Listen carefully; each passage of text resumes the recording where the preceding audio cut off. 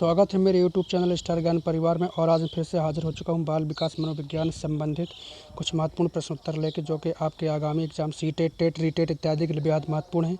चलिए बिना किसी देरी की वीडियो प्रारंभ करते हैं। पहला क्वेश्चन, निम्नलिखित में से कौन सा अधिगम के आकलन को उजागर करता है? ऑप्शन आप किस प्रकार से हैं। पहला, शिक्षक मानक उत्तरों से विद्यार्थियों के उत्तरों की तुलना करके उनका आकलन करते हैं। दूसरा, शिक्षक विद्यार्थियों की चिंतन प्रक्रियाओं पर ध्यान देने के अलावा उनके अवधारणात्मक समझ का भी आकलन करता है। तीसरा ऑप्शन, शिक्षक पाठ्य पुस्तकों में दी गई जानकारी के आधार पर विद्यार्थियों का आकलन करता है। और जो चौथा है वह है, शिक्षक किसी विद्यार्थी के निष्पादन का आकलन दूसरों के निष्पादन की तुलना में करते हैं। तो इसमें से जो आपका दूसरा ऑप्शन है वह जो है सही है। दूसरा ऑप्शन कहता है शिक्षक विद्यार्थियों की चिंतन प्रक्रियाओं पर ध्यान देने के अलावा उनके अवधारणात्मक समझ का भी आकलन करता है। चलिए आगे बढ़ते हैं। क्वेश्चन नंबर 2, बाल केंद्रित शिक्षा शास्त्र का अर्थ है। ऑप्शन आप किस प्रकार से हैं। पहला, बच्चों के अनुभवों और उनकी आवाज़ को प्रमुखता देना। दूसरा, शिक्षक द्वारा बच्चों को आदेश देना कि क्या किया जाना चाहिए। और तीसरा ऑप्शन है, निर्धारित सूचना का अनुकरण करने में बच्चों को सक्षम बनाना। चौथा, कक्षा में सारी बातें सीखने के लिए शिक्षक का आगे आगे होना। इसमें जो आपका पहला ऑप्शन है वह जो है सही है, बच्चों के अनुभवों और उनकी आवाज़ को प्रमुखता देना। ये ऑप्शन जो है आपका सही है। चलिए आगे बढ़ते हैं। क्वेश्चन नंबर 3, निम्नलिखित में से कौन सा कथन भाषा और विचारों के बारे में पियाजे और वाइगोत्स्की के दृष्टिकोण का सही वर्णन करता है? ऑप्शन आप किस प्रकार से हैं। पहला, पियाजे के अनुसार पहले विचार जन्म लेता है और वाइगोत्स्की के अनुसार भाषा का विचार पर भारी प्रभाव पड़ता है। दूसरा, वाइगोत्स्की के अनुसार पहले विचार जन्म लेता है और पियाजे के अनुसार भाषा का विचार पर भारी प्रभाव पड़ता है। तीसरा ऑप्शन, दोनों मानते हैं कि बच्चे की भाषा से विचार जन्म लेते हैं। और जो चौथा ऑप्शन है वह है कि दोनों भाषा को बच्चे के विचारों से जन्म लेती हुई मानते हैं। तो इसमें जो आपका पहला ऑप्शन है वह जो है सही है। पहला ऑप्शन आपका कहता है कि पियाजे के अनुसार पहले विचार जन्म लेता है और वाइगोत्स्की के अनुसार भाषा का विचार पर भारी प्रभाव पड़ता है।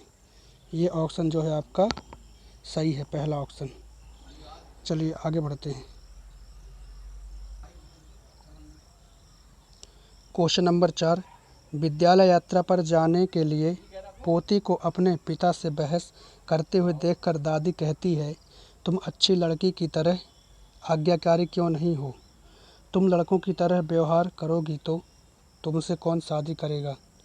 यह कथन निम्नलिखित में से किसको प्रोत्साहित करता है? ऑप्शन आपके इस प्रकार से हैं। पहला, लड़कियों और लड़कों के स्वभाव के बारे में रूढ़िवाद धारणा। दूसरा, लिंग समरूपता। तीसरा, लड़की के लिंग की गलत पहचान। चौथा, बच्चों के पालन पोषण में परिवार की कठिनाइयाँ। इसमें जो आपका पहला ऑप्शन है वह जो है सही है, लड़कियों और लड़कों के स्वभाव के बारे में रूढ़िवादी धारणा। चलिए आगे बढ़ते हैं।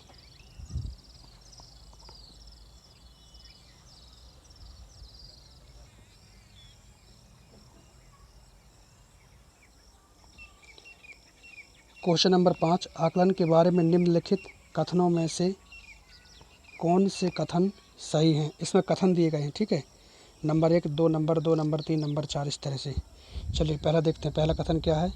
आकलन से विद्यार्थियों को यह सहायता मिलनी चाहिए कि वे अपनी शक्तियों और रिक्तियों को देख सकें और शिक्षक तदनुसार उन्हें ठीक कर सकें। दूसरा कथन कह रहा है, आकलन तभी सार्थक होता है जब विद्यार्थियों का तुलनात्मक मूल्यांकन भी हो। और तीसरा जो है वह है, आकलन केवल स्मरण शक्ति का ही नहीं, बोधन और अनुप्रयोग का भी होना चाहिए। और जो चौथा ऑप्शन है वह है, आकलन तब तक उद्देश्यपूर्ण नहीं हो सकता जब तक उसे भय और चिंता का संचार ना हो, ठीक है, उसमें भय और चिंता का संचार ना हो। इसमें से जो है कथन है, ठीक है। अब इसका जो आंसर है वह कथन कौन कौन सही है इसको हमको देखना है। चलिए, पहला 1 और 2 सही। दूसरा ऑप्शन कह रहा है 2 और 3 सही। तीसरा ऑप्शन कह रहा है 2 और 4 सही, और जो चौथा ऑप्शन है वह कह रहा है 1 और 3 सही। इसमें से हमें ऑप्शन जो मिलान करना है, ठीक है, कौन सा सही होगा।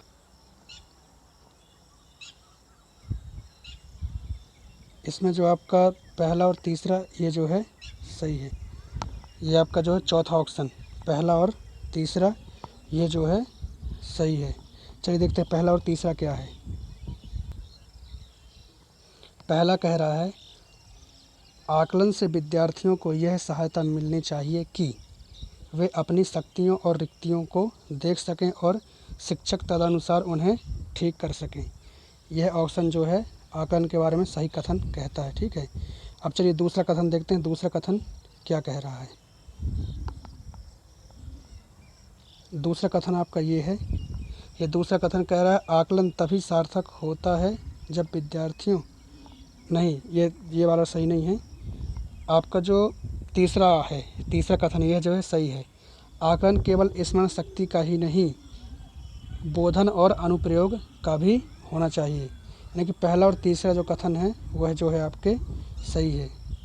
ये कथन आपका एकदम क्रियल है, तीसरा।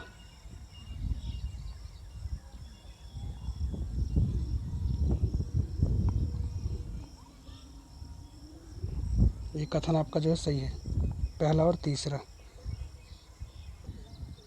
लास्ट क्वेश्चन का जवाब जो है आपको कमेंट बॉक्स में देना है, जिसके अंतर्गत RCI का फुल फॉर्म आपको बताना है कि RCI का फुल फॉर्म जो है क्या होगा, ठीक है।